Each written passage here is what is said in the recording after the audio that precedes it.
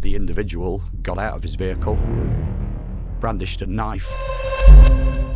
The TM guys jumped back in their van, reversed to a safe place, at which point he went storming down the closure to a second vehicle, brandishing a replica firearm. In today's episode of the Network Plus podcast, we shine a light on an issue that affects not just our colleagues, but the whole of society. The abuse of people who are just doing their jobs. We're having to tell people, look, if you can't de-escalate this aggressive situation, get in your van and run away. It's just, that shows just what a bizarre situation we are living in. A recent highways industry survey found 60% of workers had experienced abuse. So what's causing this? And, most importantly, what can be done to stop it? What action we take within Network Plus Group, or with our clients, or as an industry, it doesn't matter. The more information we have, the more we share, the more powerful and impactful it is for our frontline colleagues. I'm Andy Donnelly, and joining me in conversation today are three industry professionals with a shared commitment to making a difference. Kevin Robinson from Safer Highways, Ellen Ludwig from Network Plus, and Steve Day from Go Traffic Management. It's a conversation everyone needs to be a part of.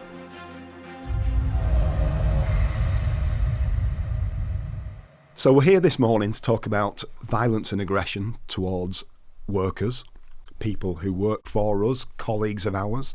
So, Kevin, can you introduce yourself first, please? Tell us a little bit about your role and why this matters so much to you. My name's Kevin. I am the CEO of Safer Highways, and I am the Programme Director for the Stamp It Out campaign, which is a industry-wide approach to proactively trying to tackle abuse and vehicle incursions.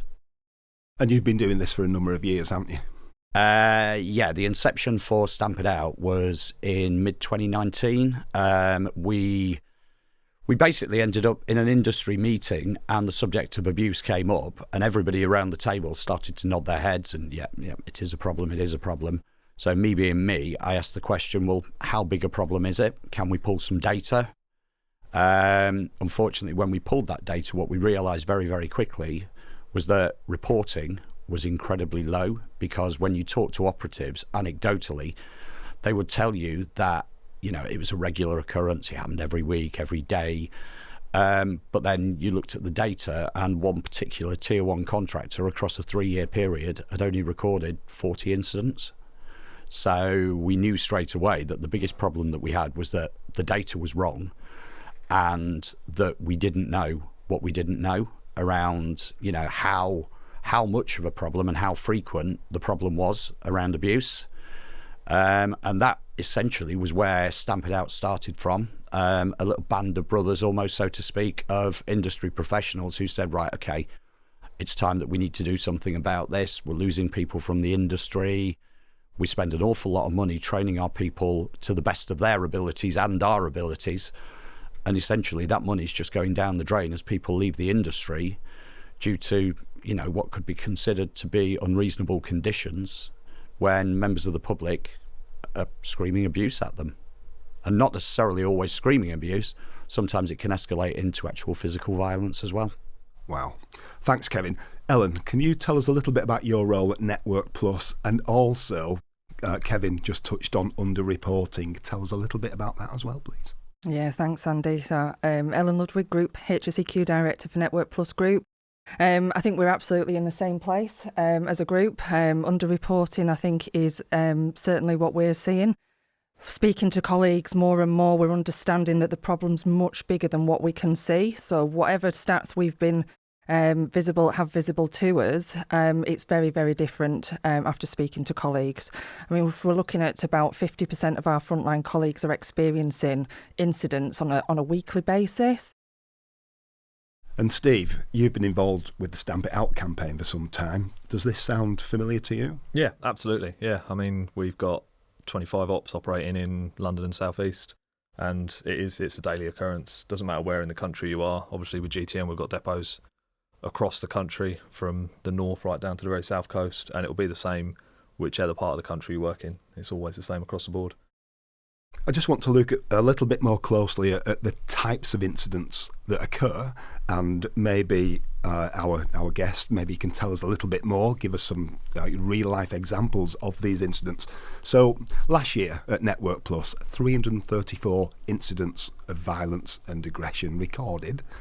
Yes, there's a significant underreporting there, and we're going to get into the detail.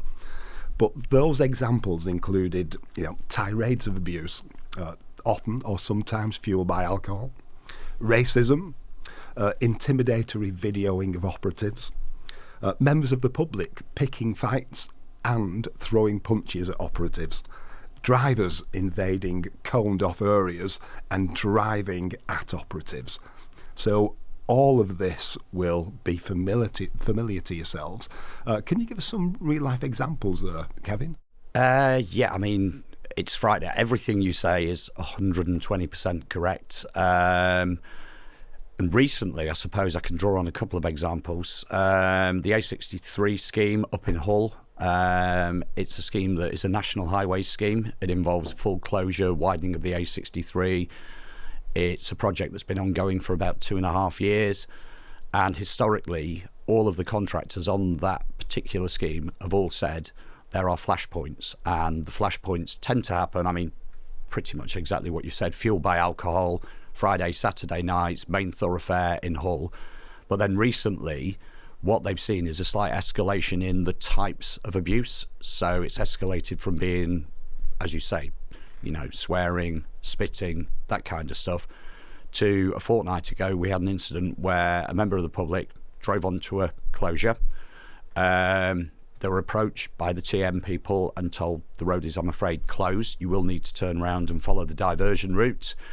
At which point the individual got out of his vehicle, brandished a knife in the first instance. The TM guys jumped back in their van, reversed to a safe place, which is exactly what we all tell them to do, exactly 100% of the time. Never put yourself at risk. At which point he went storming down the closure to a second vehicle, brandishing a replica firearm. The individual was apprehended by the police, and it is pending prosecution at the moment. But obviously, it's quite a harrowing experience for the guys out on site. And you and I have talked about this all the time, Steve. You can almost pick those examples day on day on day, and you'll go and you'll talk to the guys, and the guys, it's almost like yeah, that happened to me.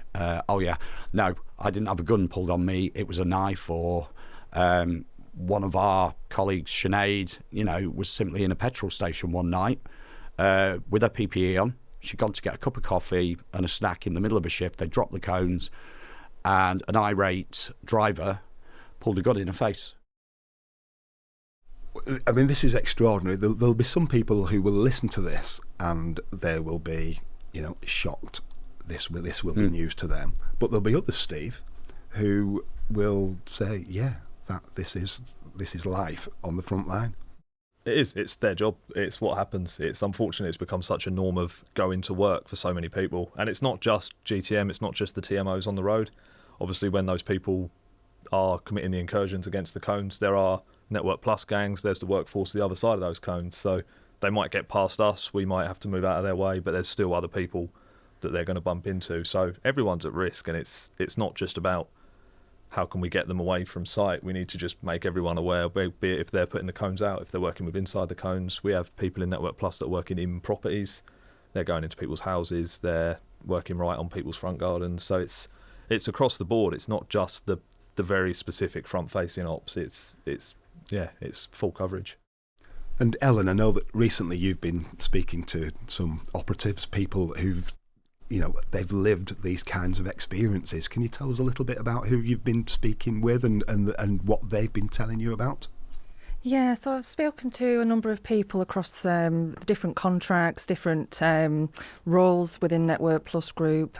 So I've spoken to plumbers who've, recounted situations where they've been in people's properties, they've been cornered, they've been threatened, different situations as well. So some might be going into a property to fit a new water meter, and the residents are quite willing and accepting, and then other times when they're doing disconnections, as you can imagine, it's becoming quite tense, and they're the types of situations where people are experiencing some uncomfortable situations. Some other colleagues who maybe working more in rural areas are encountering people with firearms. So firearms seems to be quite common, and knives in those rural areas and in roads and traffic management situations.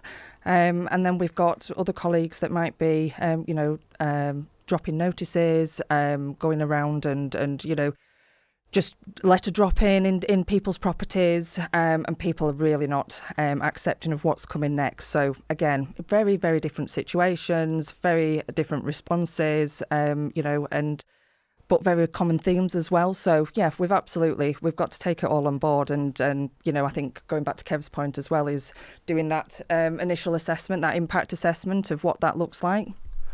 So on one level, we've got the constant sort of low-level abuse, the constant chipping away, which I know that GTM and many other organisations will prepare staff for as part of the induction, that you will get a certain level of abuse.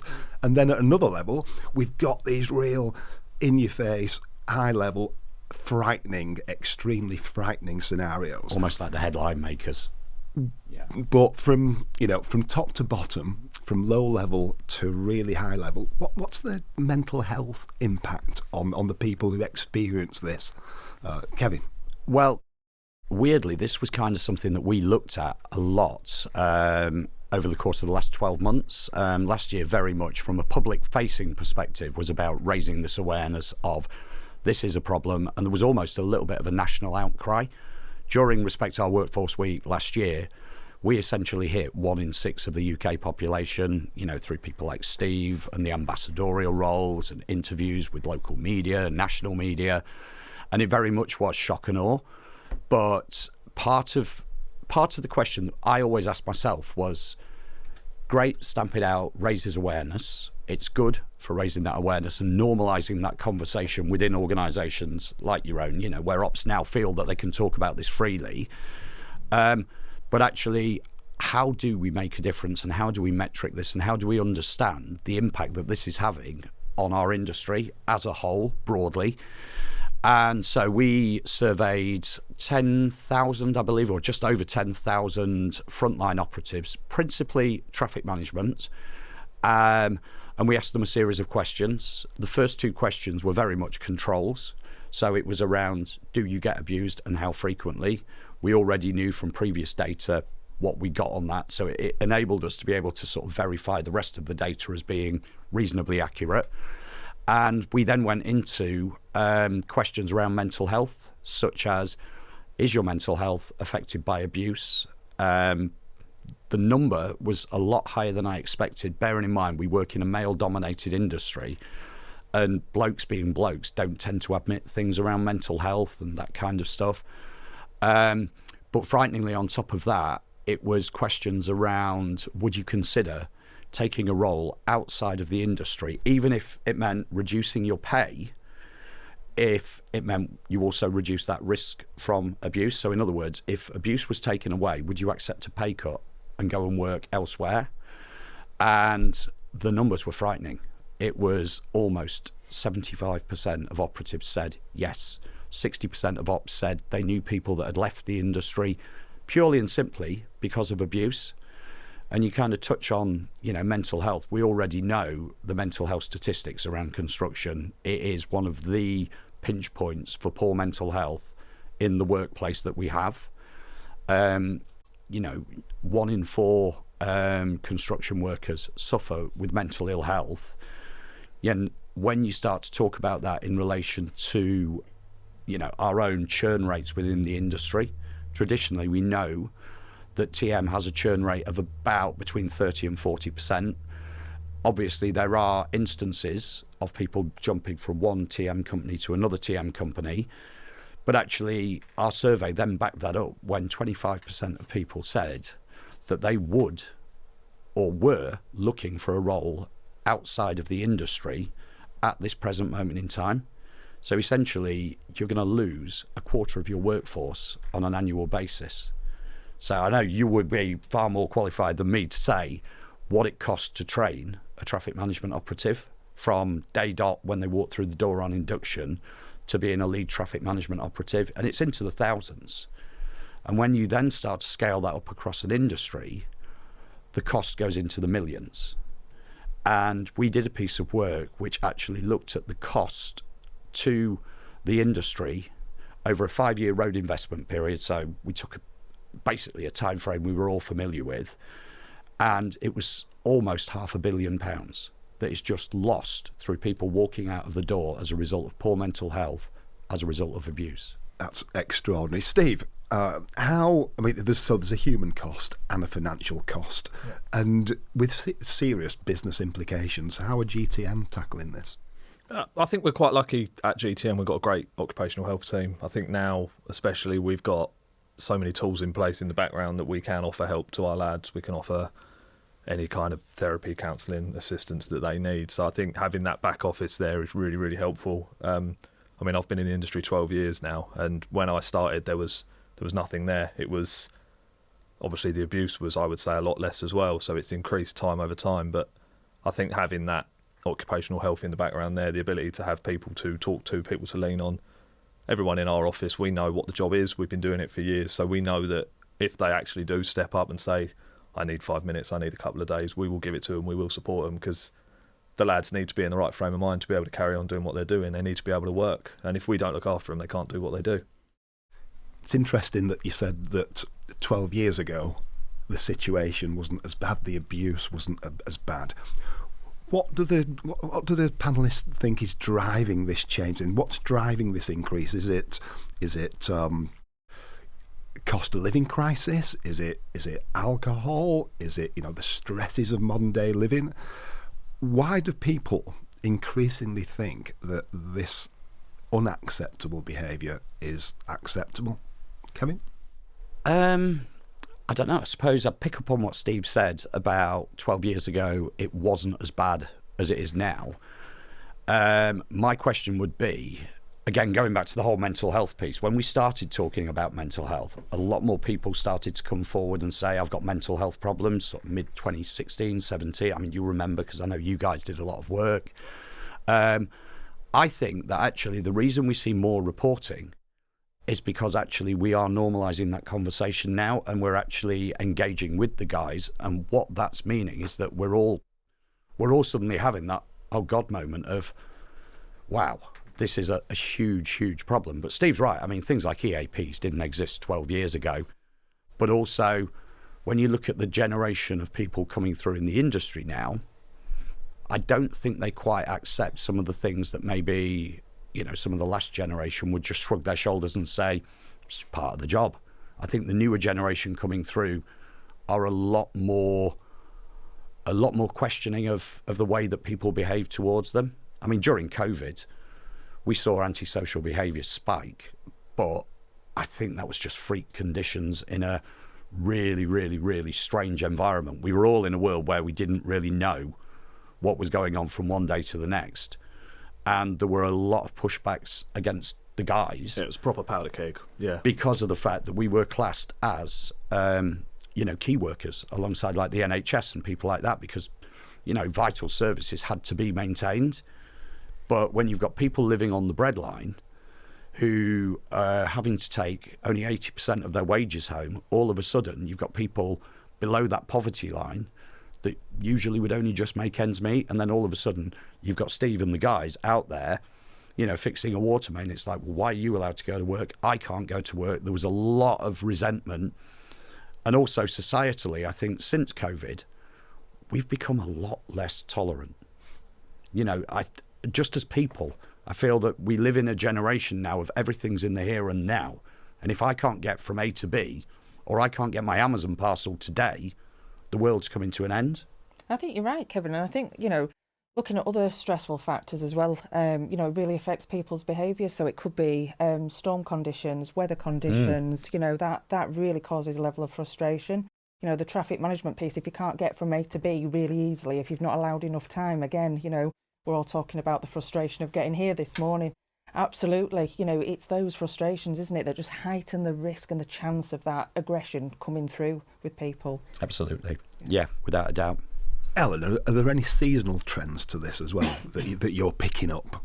Are there particular pinch points throughout the year? Yeah, I think, like I say, absolutely in terms of storm conditions, extreme weather conditions, obviously that slows people down, increases the chance of collisions on the roads. But also in summer as well, people are more likely to be out, enjoying themselves or, again, fueling that aggression with alcohol, party season, summer season, a hot day. Absolutely. If you've got road workers out and about, or colleagues working in the highway or, across the business, then you're absolutely going to try and, limit those situations where there could be a level of frustration or the opportunity to cause that, aggression.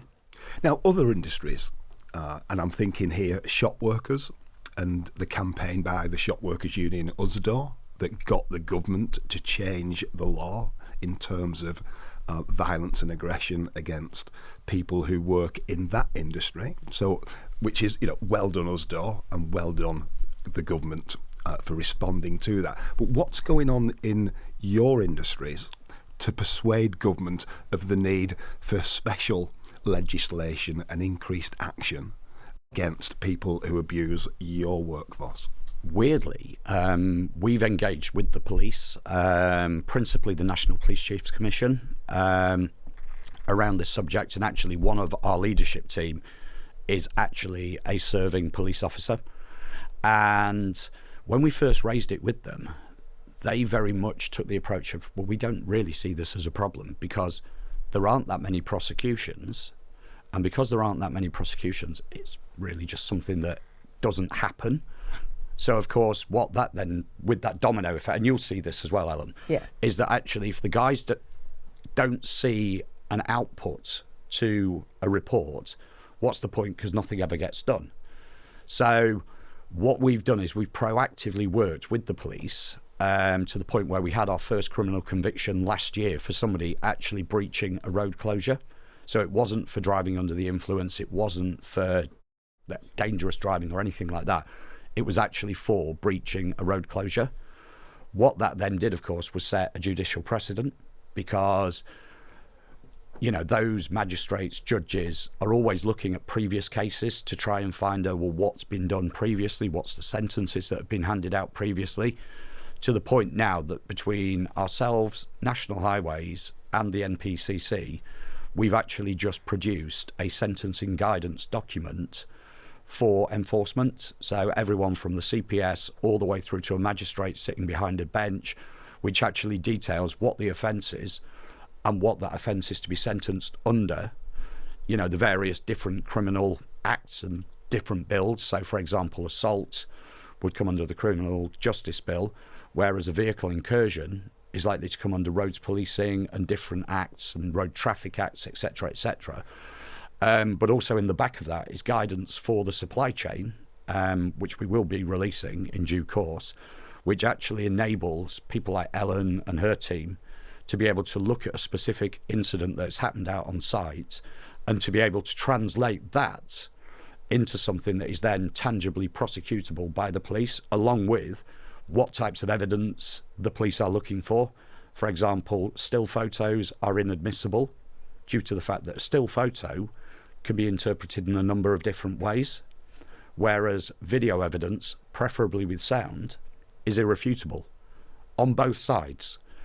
So essentially what that means is that we can almost turn that tide around prosecutions a little bit and get to the point of we now, with a greater degree of confidence, can say to the guys, if you report it, we will get on and sort it for you, because we now know how to actually go through that whole process, and there's a greater understanding between supply chain partner, enforcement in the police, and the legal system through the CPS and people like that. So it's almost like squaring that circle. So you ask what's being done. This is something that you wouldn't expect to happen overnight. And it's little baby steps. It's things such as the standardising of the form that the police use across every single national police force. You know, trials around how do we mitigate risk from a blue light incursion.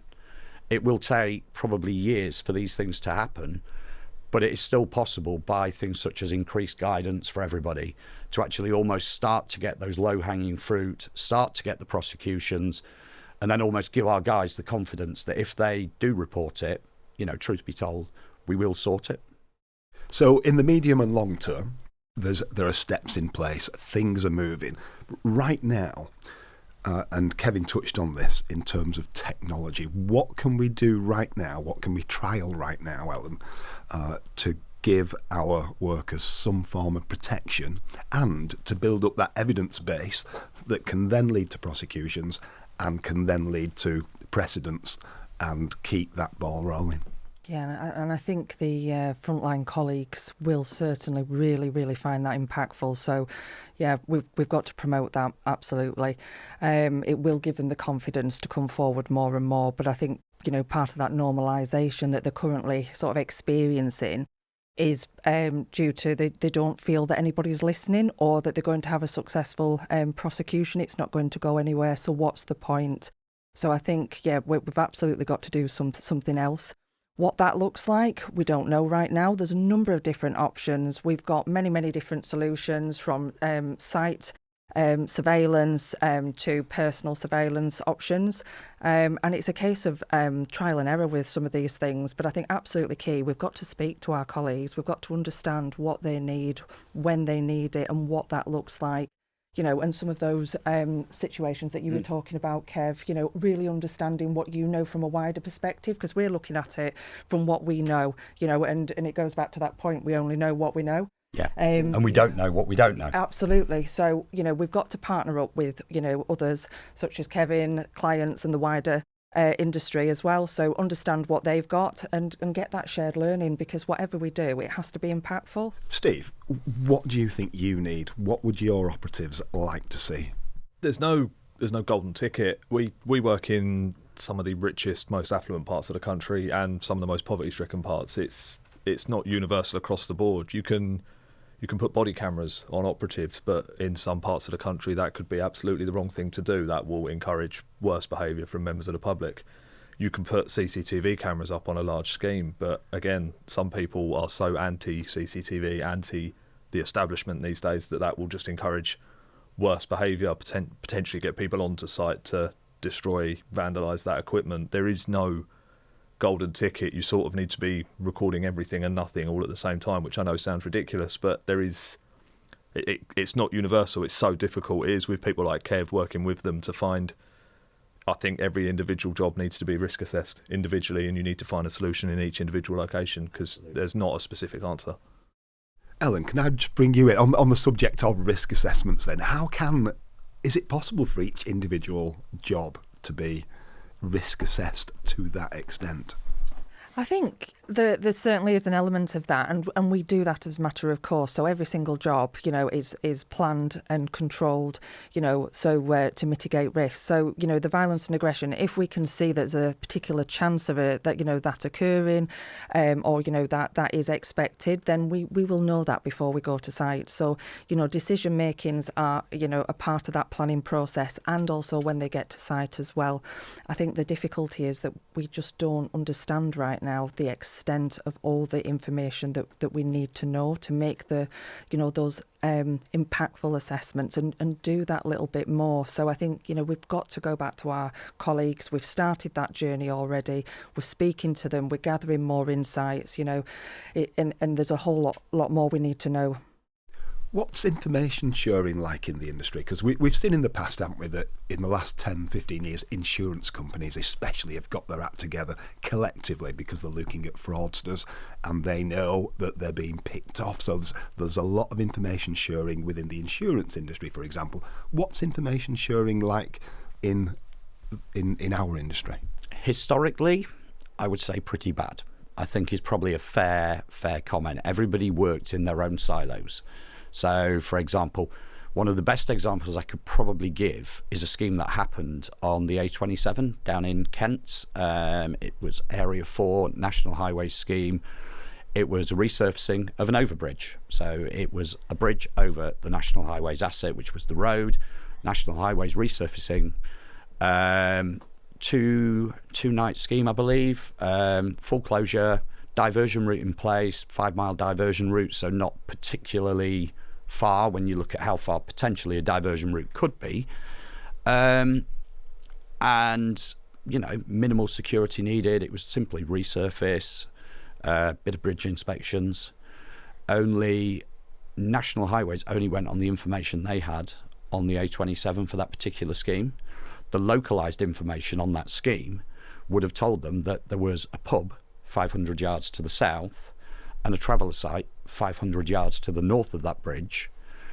And obviously, I can see you smiling now. It's just straight away, the three of us sitting here would all go, right, powder keg, right, we need X, Y, Z, ABC on site, CCTV, minimal.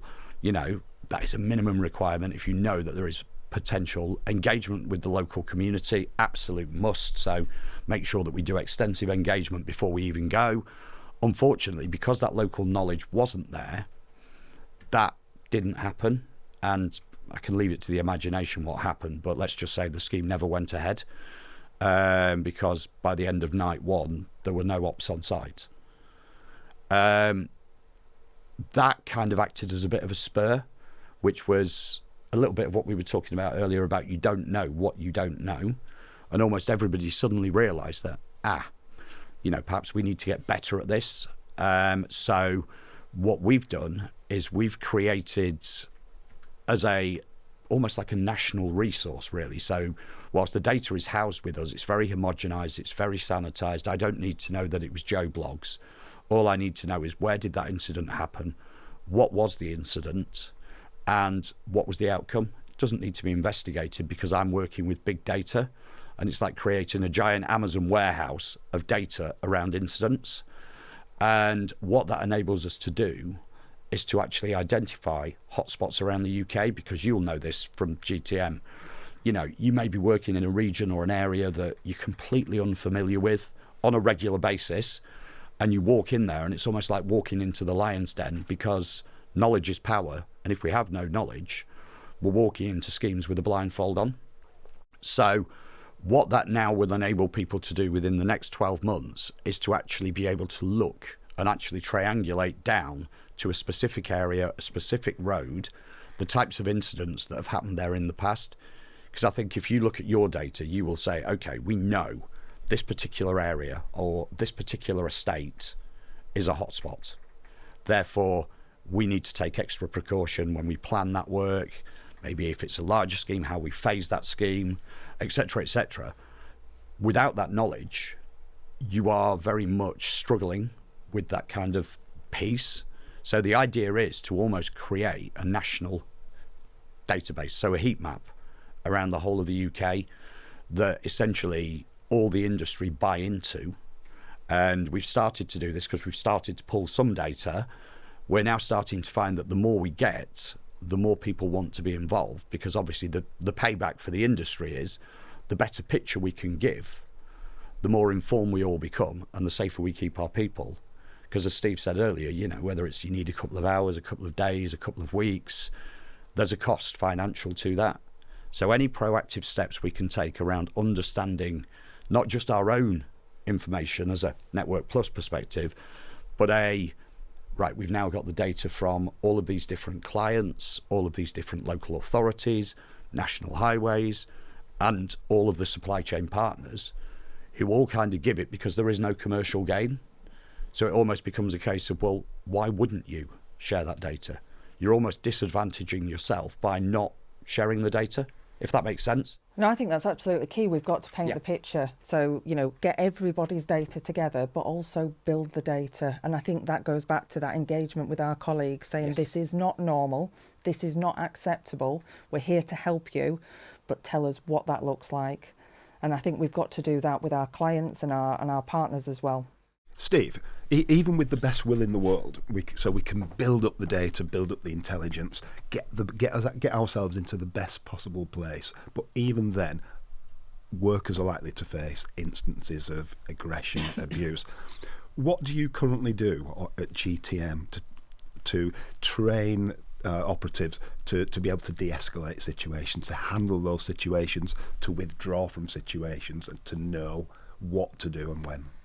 It's not covered under the generics, like the Lantra body. It's not covered under their training. It's internalised. It's what we do. So we bring them in for their inductions. We tell them that there are potentials. This is what might happen. This is what could happen. Certain jobs that are in difficult areas, you will double man. You will make sure there's 2 ops on site. But it's educating the lads on how to deal with it. If you can't put your best customer services face on, put your biggest smile on, if you can't kill them with kindness, you get yourself safe. You get in that van, you drive off, you walk away, you make it safe. But I think it's just the fact that that's what we're having to do. We're having to tell people, look, if you can't de-escalate this aggressive situation, get in your van and run away. It's just, that shows just what a bizarre situation we are living in.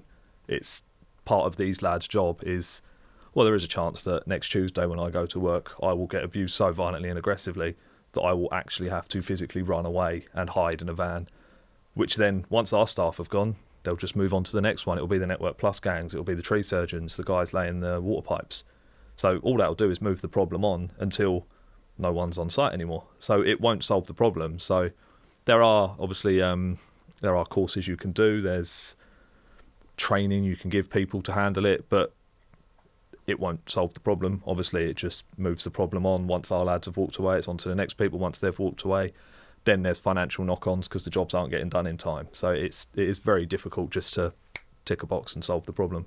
I think as well, though, we're very, very good at training our people on the actual technical skill of doing a job. So, how to actually physically change that water main, how to install that traffic management, how to correctly manually handle a piece of kit. But actually, I think what we're all starting to see now is that there's actually a realization that we do need to equip our guys with soft skills because they're very much customer facing. So whether it's somebody, standing there installing a set of temporary traffic lights, short stop works, whatever it may be, they have to almost have the same kind of customer service skills as you would expect, from somebody working in Waitrose or Marks and Spencer or Next or wherever. And that actually our guys are customer facing. And I think as an industry, we're now starting to come around to that idea probably a lot more in the last 3 or 4 years, wouldn't you say? Yeah, absolutely. And I think we've got to be really careful as well, because our colleagues have got to be equipped to respond in a controlled way. So, if you're getting a barrage of abuse week after week after week, you're going to have that limit point. So what are the mental health skills, and the controls and coping mechanisms that we're giving people as well? Because I think, everybody's got the limit, and we've seen it this week. Somebody's retaliated on the back of, the violence and aggression, and then that leads into a problem, for them because they've not acted with due customer service that we'd expect, and it's very, very difficult. But yeah, we've got to support them, and we've got to also be very, very realizing of the fact that the guys that we put out there are very technically skilled in the roles that they do, but they've chosen that role because that's the kind of role that they wanted to undertake as a career, and so actually sometimes almost trying to encourage them the softer skills and the softer side of it. I mean, like you say, at some times I think we can be the architects of our own problem a little bit as well, and it is that education piece around, even if somebody's right there in your face, you can't react, and you can't react for a whole number of reasons. The biggest one being you will probably end up in more trouble by reacting than you would simply by walking away. And it almost comes back to the adage, and we were all taught it as kids, when the playground bully's picking on you, the biggest man is the one that walks away. And I think that's kind of something that we have to try and get through to the guys. Like you talk about toolbox talks. We talk about it as conflict avoidance training as opposed to conflict management. So in other words, how to manage a situation so that it doesn't escalate into conflict. It's interesting that conflict avoidance sounds more sort of emotionally intelligent than conflict management, which sounds very process driven. Is that what you're looking at the moment, Ellen, that type of approach? Yeah, and I think we absolutely need to give them coping mechanisms, and try and work out what they need to do in different situations. And I think the insights that I've got out of speaking to our colleagues that are experiencing these situations, whether it's on the highway or going into people's properties or dealing with farmers in rural areas, every situation needs to be addressed slightly differently. And I think some of the insights that our colleagues have got and the coping mechanisms for that conflict resolution and, coping, it really is key, and we need to address that and build it into our conflict resolution. Why do some landowners not distinguish between Network Plus or a water company? Why do they not distinguish between them and a trespasser? How's that scenario coming about? And I think, again, there's a number of different reasons. There's a different reasons why they're there, and I think they're probably very protective of their land and territorial, and they want to be in control of what's going on. I think we go to, we have to access people's lands for many different reasons. And again, I don't think there's a clear answer on that. I think every situation is very different. Is there an industry body that we could work with? Say the NFU. Is there a way of operating at that level? So, to try and manage those potential conflicts lower down the chain? I think that's absolutely key. Working with industry partners, whether it's Kev and the Stamp It Out team, or through Energy Networks or some of the wider partners that we have in the industry. I think it's absolutely key because there's public forums, public committees, and whichever situation it is, we need to work with everybody collaboratively, making sure that we're having maximum impact. I think whether it's what we do, what action we take within Network Plus Group or with our clients or as an industry, it doesn't matter. The more information we have, the more we share, the more powerful and impactful it is for our frontline colleagues. I tend to agree on that. And also a conversation that I actually had with the police, which was very much around, well, it all started out with a really weird example, which was, do we all remember when the smoking ban came into pubs? And it was you don't smoke in pubs and public places anymore, and for about the first 3 or 4 months there were headlines coming out in all the red tops, landlord jailed for 6 months for allowing smoking in the back room of his pub. And then all of a sudden they seemed to disappear, and at the same time all of the smoking in public places seemed to disappear at the same time. And speaking to Steve O'Keefe, the police officer, he actually said it's only going to take us 4 or 5 headline making incidents in the media, in the mainstream media, for all of a sudden this to become socially unacceptable, because it's as much around changing that public perception around, is this acceptable? Steve, if you walked into a pub now and went up to the bar and ordered a pint of the landlord's finest and lit up one of your chosen brand of Hamlet cigars, you're going to be looked at by every single person in that pub like you've got 2 heads. Yep. Because it is now completely socially unacceptable. Yeah. And enforcement will have a role to play in making this kind of abuse. And it's probably easier to actually sort of term it along the route, anyone in a public-facing role. If you're in a public-facing role, at the minute, it's almost like as regards to abuse, you get 3 or 4 prosecutions for violent conduct or, breaching a road closure, and all of a sudden it hits the media, and before we know where we are, I think it'll be a lot easier then to change that culture. So it sounds like there's light at the end of the tunnel then, or there could be. Can you give us some positivity then, Kevin, through Stamp It Out? and actions and activities that you might have coming up in the next 12 months or so? Well, principally from a public-facing perspective, we always run Respect Our Workforce Week, which obviously everyone here is familiar with, which is very much headline stats going out to all the national media. So we tend to find that what we do is we very much have a localised approach for a localised issue.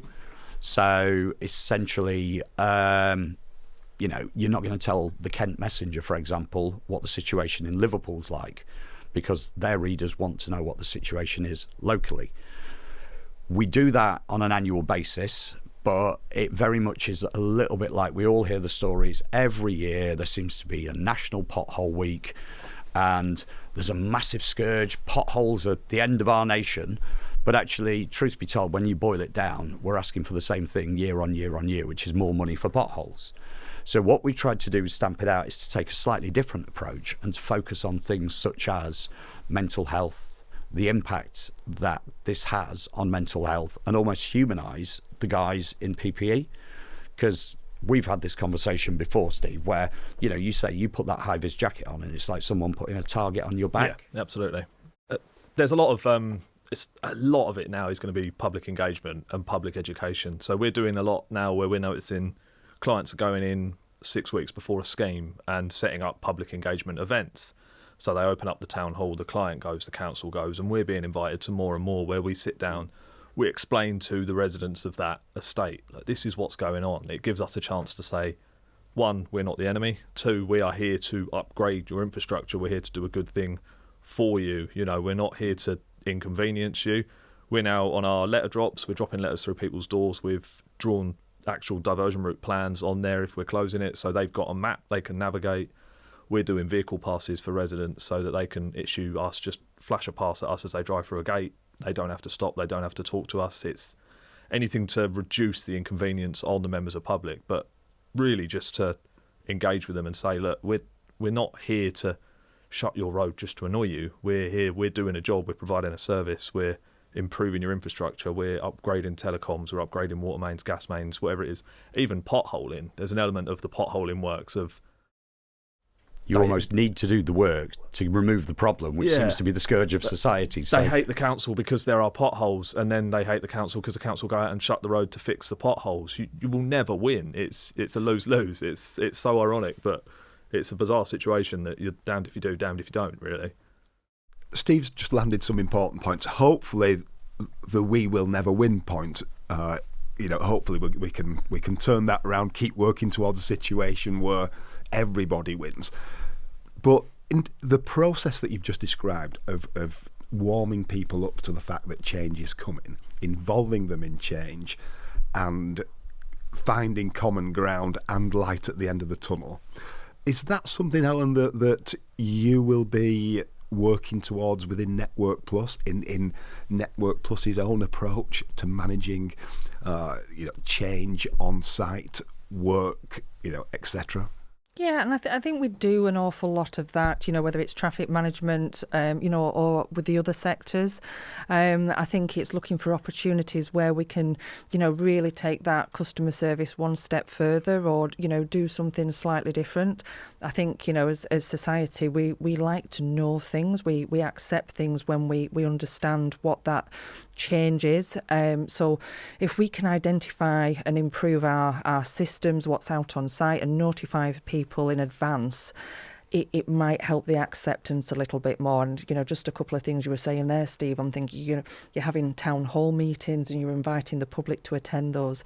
Are they the people that, are going to cause you a problem? It's probably not. It's probably the people that aren't there or aren't aware, don't pick up those leaflet drops, etc. So, yeah, absolutely something that we need to and learn from as well, learn from our partners, learn from the industry. And I think that, keep going back to it, don't we? That we've got to link in with our partners, learn and take the best practice. By getting an increasing number of people on side, does that modify the behaviour of the ones who are not on side? It certainly can't change the way some people think or act, but certainly we can modify it, maybe. I suppose the easiest one to suggest there is, and it's probably a throw it round the table between the three of us, is take that A27 overbridge scheme and re-look at it through a slightly different lens. Would an increased engagement approach have worked with the traveller community on that particular scheme? Possibly, yes. We've seen successes. I mean, I know you have as well, where you've engaged with people. Would clearer signage have probably worked better? Yes. But actually also, can you take a more scientific approach to looking at how you disrupt people on their journeys? So in other words, for example, if I close road A, what does it do to the infrastructure around me?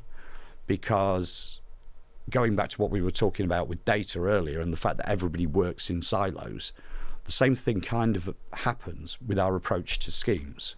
We don't tend to always look at the impact we're having on the locality.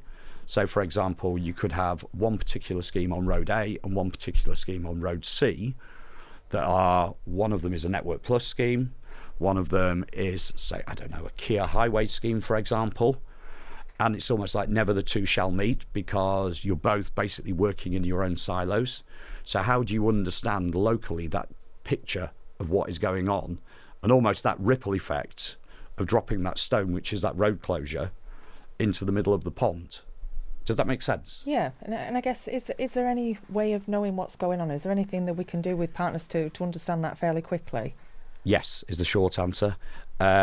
We've just run a pilot on a scheme down on, it was a Devon County Council scheme, and it was going to be a 3-year scheme.